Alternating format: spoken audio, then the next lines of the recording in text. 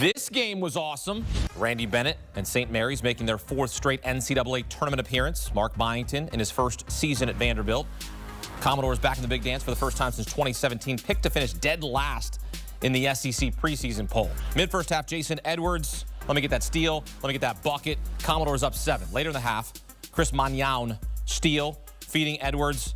Part of 6 straight Commodore points for Edwards.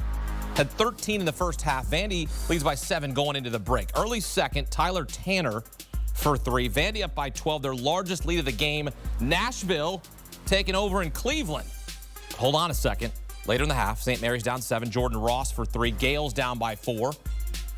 And then later, down 3, Ross in the corner. Top of your screen, bottom of the net. And we are tied. A 16-4 run by St. Mary's. Game on. Just over 4 minutes left. Game tied at 50. Augustus Marshallonis. Got it. St. Mary's back in front, up 3. Momentum right there with the Gaels. Both teams trading buckets. Vandy ball down 3. No timeouts for either team. Here we go. 20 seconds. Edwards step back for the tie. No. Offensive rebound by Devin McLaughlin. Vandy needs to get a shot off. McLaughlin gonna get out of there. Feed him for the tie. No. Ross grabs the rebound for the Gaels, and St. Mary's wins a wild one. 59-56, advancing to the second round for the second time in the last 3 seasons. Vanderbilt's 6th straight one-possession loss in the NCAA tournament. St. Mary's outscored Vandy 32-17 after trailing by as many as 12. And Randy Bennett's bunch on to the next round to face Alabama. We've been a part of a lot of good ones. This was a special win, though. We were down 12, I think. We came back and against a good team, so it was a great win. How did you come back with Augustus Marshallonis on the bench in the second half? You know, we did. I think we were down 12, and we cut that thing to like 2 with Mikey and Jordan Ross out there. And they just started guarding better, and we quit turning the ball over. So it was Mikey, even though he didn't score, he did a great job for us during that segment. We had some guys, Harry did a great job for us off the bench. So anyhow, we started playing better second half. What made you go to that 2-big lineup in the middle of the second half? We had to find a way to score. We weren't scoring the other way, so we took advantage of our mismatch there. And just, we knew we would at least get it up there, and then we'd be big on the boards, and that's what happened. Thanks, Randy. We'll see you Sunday. Thank you. So it's St. Mary's and Alabama for a spot in the Sweet 16. You remember Alabama went to the Final Four 1 year ago. St. Mary's seeking their 2nd Sweet 16 appearance in school history, but keep this in mind. St. Mary's has lost in the first weekend in 7 straight NCAA tournament appearances, trying to move on for the first time in 15 years. Let's chat about this game. Got JD, John Henson, Mike O'Donnell. I'm Tommy Tran here. And MOD, I'm going to give you first word. This was a game that Vandy went into the break with the lead. What changed for the Gaels in the second half to hold off the Commodores late? It's not a whole lot, and I know it's not a great answer, but that's the way that St. Mary's plays. See, John's shaking his head. He knows they don't really change much for anybody. They force you to play at their tempo. If you watch St. Mary's throughout the course of the season, they're not going to put up 80 points.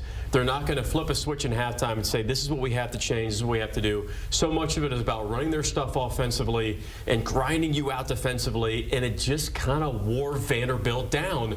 St. Mary's made shots when they had to. This was a low possession, very slow tempo game, 5 ties, 5 lead changes. It was the perfect tempo for a St. Mary's grinded out win. St. Mary's says we're going to shorten the game, and are you going to value every possession like we value every possession? And are you going to be patient? And are you going to work through your progressions? And Vanderbilt got a little impatient. St. Mary's grinded them down and eventually got the win. Now, this is a playing with fire type scenario because they did have to come back, and when the lead gets big enough, it does seem daunting for a team like St. Mary's, but they worked their way back. I feel like they were stuck on 40 for 10 minutes, but that's just how they play the game. And Mike, I know you said, hey, St. Mary's is not going to go out there and put up 80 or 90, but a squad that usually does do that is Bama, and that's who they're going to face. And John, Mike, I kind of know your thoughts, but what is this? How does this matchup go? I'll give you first word, John, with St. Mary's and Bama, the two totally different playing styles. How do you think it's going to shake out when it comes head to head? In college, we were an up-tempo team. We wanted to score 100 points, so it's going to be frustrating. But you have to be patient. You have to try to impose your will. Alabama has to try to impose their will onto the game offensively. Easier said than done. Usually that doesn't happen with a team like St. Mary's, especially an older, mature team. But it's going to be possession for possession. It will be a close game down the stretch. I have no doubt in that. Alabama just has to stick to their guns and try to come out on top. Alabama has to steal points in that game. So they have to steal, I would say, 8 to 10 points in transition, or it could get really ugly. And that's either long rebounds or trying to get deflections or steals. And Jacqueline, I know you're not a college basketball sicko. We're going to continue to work on that and change it because you haven't watched enough St. Mary's this season. What I'm saying. I was going to say, I need to know what constitutes as a college basketball sicko. You need to be watching St. Mary's basketball on a Sunday night at 11 o'clock at night. Yes. Against San Francisco. Exactly. Which is a great game. That's a great game. So also, you know, a team, up-tempo team that wants to score in the 90s, very comparable to Alabama, with a few differences, is Gonzaga. They want to score 90, 95 a game. St. Mary's beat Gonzaga 2 out of 3 times this season, and really Gonzaga couldn't even get close to 75. They're not getting close to 80 points either time they played. Those are the games you should look at. If you're diving in the film and trying to understand how St. Mary's is going to play, they're going to take that scouting report and look at it from, okay, we can use this from Alabama's perspective. Are we ready then to just clip it as sickos and say the West Coast Conference 2-0 against the SEC, a perfect 1,000 win percentage in the NCAA Tournament? They have the SEC's number. I'm not ready. I am not ready because Alabama's variance is so high. I mean, if Alabama gets hot, it's going to be like the Virginia of old where, you know, Virginia gets down 20 points and it's essentially over. It is one of those games, though, where St. Mary's cannot afford to get down 8 to 10 because you're not coming back and you're not changing your entire style of play to come back from Alabama.